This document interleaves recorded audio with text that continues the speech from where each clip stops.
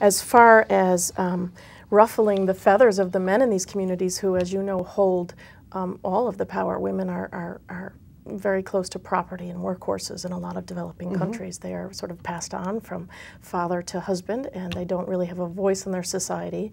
And so, you know, we're not a women's rights organization per se, so we're not sort of marching into a village again and saying, gosh, you really shouldn't treat your women this way. Instead, we are partnering, walking hand in hand as neighbors with the village as they tackle their problems. And one of the things that we do is talk with them about the importance of healthy, empowered women to the health of their families and the health of their community. And then we do activities that focus on men, typically agricultural group activities, where they're experimenting with certain types of farming that will result in better food production. And then we're offering to the communities as sort of a tandem thing to work with women's groups on literacy and on things like savings and credit groups, which help the women begin small businesses and begin sort of giving more to their communities in terms of money. So that's a long answer, but the short answer is that everyone is benefiting in the family and in the community, and the village is deciding, would you please work with our women? So there aren't feathers to be ruffled. In fact, one of our staff once told me that, you know, they were talking with the village men about just this, and the men sometimes will say, you know, work with our women, they're dragging us down. And so, you know, it's really a community decision. Now, of course, there is some backlash because social change is social change, and women are tremendously empowered by some of the work we do, but so are their husbands. Is the staff in Kenya, are they locals, or are they experts in their field from other countries? Or our staff is wholly from the regions where we're working, usually the country, but sometimes the region. And so our staff in Kenya is all Kenyan. Say our staff in India and Nepal are Indian or Nepalese, although it's managed from Nepal. And so we don't place Americans overseas, which is something else that makes us quite different. We have maybe 15 people here in the United States, and we have around 70 overseas, all local people that are employees of World Neighbors, but are from the countries in which we're working. And again, our goal is empowering people, and we feel pretty strongly that having local staff is a key to that. Why are you not more of a household word? Especially since you've been active for close to 60 years. For close to 60 years and doing really wildly successful work. I think it's sort of a multi-part answer. One, we are a small organization, quite small compared to many of the medium and large-scale development and aid organizations. Secondly, we engage in very sort of long-term, quiet grassroots work in the field. We don't engage in large campaigns and large mega projects that perhaps are more media worthy. And thirdly, I think what we do is quite complex.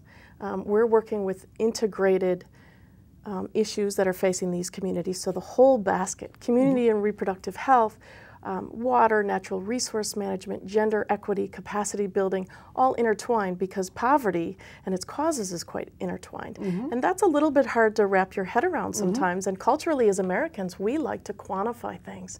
And we like to have very quick benefits from the things we're doing. And so sometimes I think organizations that distribute things or work on very short-term 1 to 2 year project cycles, it's a little easier to sell what you do maybe than to get people to feel like they can be a part of this 8 to 10 year commitment that's quite complex. And I think the final answer is that historically as an organization, I think we felt that if we just did really good work, people would find out about us. And of course, that's not true today. Maybe it was true when we were founded after the Second World War, but it's certainly not true today. And so it's a pleasure to be able to be on a show like this and sort of spread the word, if you will.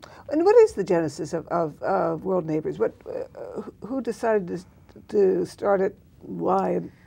World Neighbors was founded by a gentleman by the name of Dr. John Peters.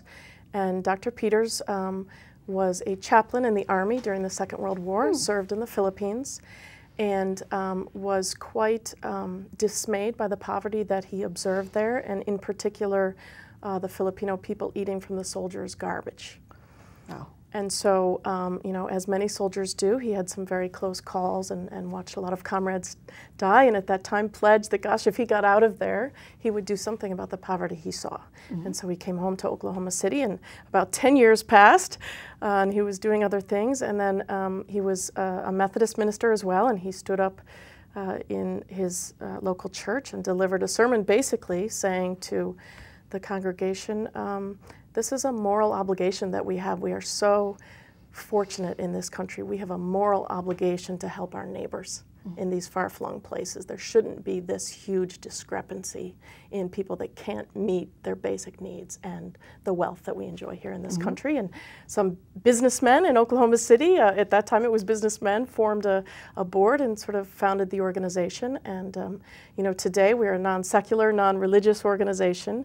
But we're still following Dr. Peter's guiding principles, which was a neighborly helping hand with dignity and empowering people as our equals, as our neighbors. And how many countries are you working in currently? We're working in 14 countries right now, in, as you mentioned in the beginning, Latin America, Asia, and East and West Africa. And sort of the two that might be most interesting to people are we're working in Haiti and have been for some time. Oh, really? Since the 1960s, actually. And we work in 173, again, rural communities north of Port-au-Prince, and reach about 57... 173 in Haiti, wow. Yes, and we reach about 57,000 people within Haiti. And so although our program areas are rural and weren't directly affected by the earthquake right now, we are assisting those communities as they absorb their relatives who have left Port-au-Prince. But what we found is that the communities that we work with in Haiti are much more resilient to natural disasters, including the hurricanes that they you know, I think several years ago, Haiti had 3 or 4 hurricanes within the space of a few months. And what we realized was that our communities that, you know, we were partnering with had the skills to sort of be more resilient to that. And in fact, with the influx of refugees, which have threatened sanitation and certainly food supplies in the areas where we work, which, you know, are better, but certainly not, you know, they're still struggling. What was really fun to watch was that by the time our staff from Port-au-Prince was able to get to the communities, which was 3 or 4 days, the community had already mobilized and had committees working and had a list of things they might need to take care of the larger population. So it was great. It was community organizing at its best. Now in Haiti, for instance, how did the world neighbors go about choosing the villages where they undertook their work? World Neighbors takes about a year to decide within a certain area which villages it's going to work with, and we look at international indicators of well-being like the United Nations Human Development Index. We look at local government statistics on hunger and infant mortality, and then we also look at how welcome we are, both at the local government level and at the village level. And we sort of interview villages not only to see if they want to work with us, and which again is quite unique. A lot of groups sort of barge in and say, we're here to help, and you know, we sort of have a dialogue. Is this, you know, this is what we're about. Would you like to be involved with this? And so it's a complex, long process, but our goal is to get to sort of the most impoverished communities that perhaps other organizations aren't reaching. Well, do they realize what you're going to do to them when you empower their women?